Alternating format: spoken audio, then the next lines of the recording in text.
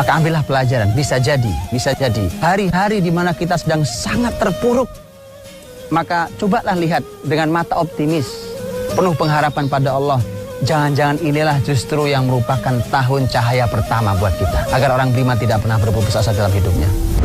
Tumpukan kedukaan telah terjadi dua peristiwa menyedihkan di antara hari-hari yang berganti, yaitu meninggalnya paman beliau, Abu Thalib sang pembela dakwah Nabi yang di akhir hayatnya tidak mau mengucap syahadat, dan meninggalnya istri Rasul yaitu Siti Khadijah.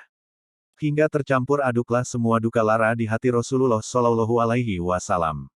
Belum lagi musibah yang beliau dapatkan dari kaumnya.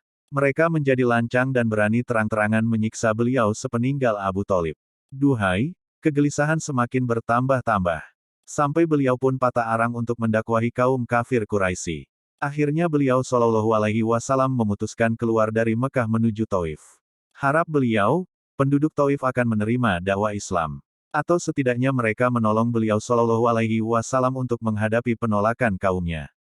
Alih-alih mengulurkan bantuan, penduduk Taif malah mendera Rasulullah Shallallahu Alaihi Wasallam dengan begitu dahsyatnya. Bahkan dengan siksaan yang tak pernah ditimpakan oleh kaum Quraisy sekalipun. Penduduk Makkah yang kafir semakin gencar menghimpit Nabi Shallallahu Alaihi Wasallam, begitu pula terhadap para sahabat beliau. Sampai-sampai, Abu Bakar As-Siddiq radhiyallahu anhu mendesak Rasulullah untuk berhijrah keluar Makkah. Karena itulah, mereka akhirnya keluar dari Makkah sehingga mereka berjumpa dengan sekumpulan unta yang hendak menuju ke Habasyah.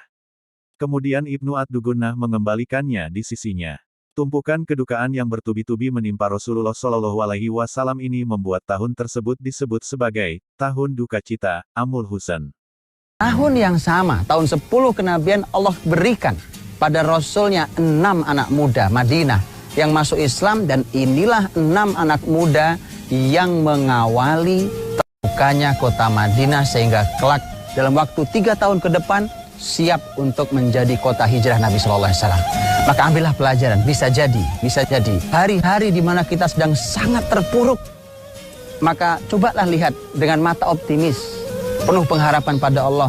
Jangan-jangan inilah justru yang merupakan tahun cahaya pertama buat kita, agar orang beriman tidak pernah berputus asa dalam hidupnya.